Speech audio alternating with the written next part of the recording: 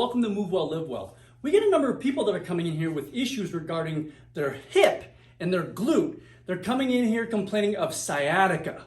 And what we're finding with these folks, they're getting pain kind of in here that, when they go to bend over, they feel like there's pain right here, kind of goes in the butt, sometimes a little bit in the hamstring, and it just won't go away. So when they go bend over, it's like, I can't do this anymore because bending over to get stuff is becoming more and more difficult, and they're coming in with sciatica. Well, what we're finding with these folks is that it's not sciatica. What we're finding is the muscles of internal rotation of their hip. This is the hip, right? The head of the femur fits into the acetabulum of the pelvis, and the thigh bone, as it fits into the socket here, they're having weakness. They're having trouble with internally rotating their hip. It's become weak. So how do you fix that? How do you fix weak internal rotators of the hip? Well, there are 3 exercises that we show them to kind of help with that. So we're going to go into the first one here in just a second. The first exercise is an isometric hold. So what you're going to do, you're going to get on the ground just like this. You're going to go into like what we call the V-sit. And then what you're going to do, if let's say this is the involved leg, you're going to take it and you're going to internally rotate it and do this to your comfort level. This may be very painful for you folks with internal rotation problems. So you're going to go into internal rotation as far as you can go. And what you're going to do now, see how this leg is kind of bent at like about 90 degrees-ish? Yeah? See how this is bent 90 degrees-ish? So you're going to go as far as you can go comfortably. And then what you're going to do, you're going to try to push your foot into the ground. So, and you can kind of see that little bit of contraction here in my thigh, but you're going to feel it in the internal rotators of your hip up in here. So you're going to do this, and you're going to push that in there, 10 to 15 seconds. Hold that for 10 to 15 seconds. Don't forget to breathe. Should be a breathing. Make sure you're breathing. You're not holding your breath when you're doing this. And it's just a small contraction. You don't want to sit there, force it with all your strength. You're just going to get a mild contraction here in the hip to kind of wake up those internal rotators, 10 to 15 seconds. Do that 3 times. And then relax. Do it again. And relax. So do that 3 times. 10 to 15 seconds. Those are isometric holds. Isometric meaning you're not moving in the plane of movement for the rotation. The rotation is static. Right there. 10, 15 seconds. Here in a second, we'll show you the second one. So now the second one is what we got to get yourself a handy dandy pull-up assist band.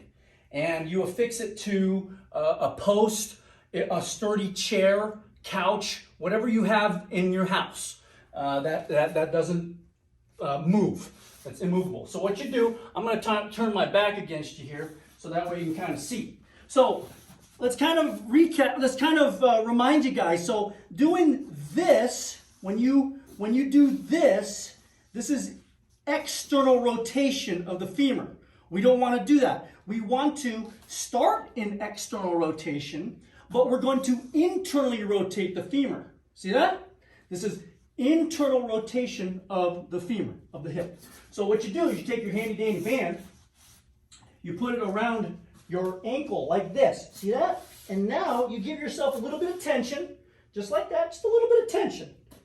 And now you're in external rotation. This is external rotation of the femur. You're going to move your other foot out of the way, and now you're going to slowly, you're going to go into internal rotation of the femur. And people will have different varying degrees on how much internal rotation they have. So it just kind of depends on each individual physiology. So we're going to go all the way this way. And good old Daisy's going to help us out today. She's going to help us out. Thanks for helping. Yep, right there. See that? Do 3 sets of 15 here. And again, this is not, you're not doing these quick. These are slow and deliberate to wake up those lazy internal rotators of the hip. See that? So there you go. 3 sets of 15. And you see I'm not wiggling around, I'm not twisting my back or nothing. Everything's staying relatively stable. And the only thing that's moving here is this, the hip. That? Boom. That's it. So that's the second exercise. In a second here, I'll show you the third one. Now the third exercise for hip internal rotation, that's a really excellent exercise, are airplanes. So what you do is you get yourself a handy dandy wall. I know you got a wall at home. I'm going to use the post here on the rack to do so. You can do this in a door jamb, whatever it may be, that's stable. Start out stable and then work your way up to being unstable where you don't have to hold on to something. So what you do, I'm going to turn my back against you here. We're going to do airplanes. So to do internal rotation of the airplane with airplanes, you're gonna hinge at the hip right here, just like this. You're going to do a slight knee bend. So a slight knee bend, just a relaxed knee, right here, just like this. And you're gonna hip hinge forward. And then what you're gonna do to do internal rotation, you're going to go this way. See that? Boom. This would be going this way is external rotation. And then to go internal rotation, you're going to go the opposite way. You're going to go this way. So you're going to rotate toward the involved hip. See that? You're rotating toward the involved hip. See that? And the key thing here, a lot of people when they do this, they'll do this, their knee will come out like this. You're going to keep this knee stable in this relaxed knee bend. So the relaxed knee bend is kind of like this. So I'm in here, the relaxed knee. I'm not extending it all the way, it's relaxed. And I'm hinging at the hip, and I'm internally rotating, so I'm going this way. See that? I'm rotating toward the involved hip. Man, you can really feel that in that sucker right there. So internal rotation. Now as I internally rotate, I'm stretching the external rotators. See that? As I internally rotate, I'm stretching the external rotators, which is the piriformis, which a lot of people have a problem for. That's what gives you that yucky, icky pain, giving you sciatica. So it's not sciatica. Anyway, if you have any questions with this video, drop it off in the comment section below. We thank you for watching. We appreciate it. If you're new here, hit subscribe. And when you hit subscribe, make sure you hit that bell notification button, because that'll keep you in the loop with subsequent videos coming here in the near future. And that way you can continue to move well, live well. Also, I know you know folks who have sciatica. Maybe they don't have sciatica. Maybe their hip internal rotators are weak and they're just not waking up. And then the piriformis muscle over the sciatic nerve is causing problems, giving them pain. Share this with them. Sharing is caring.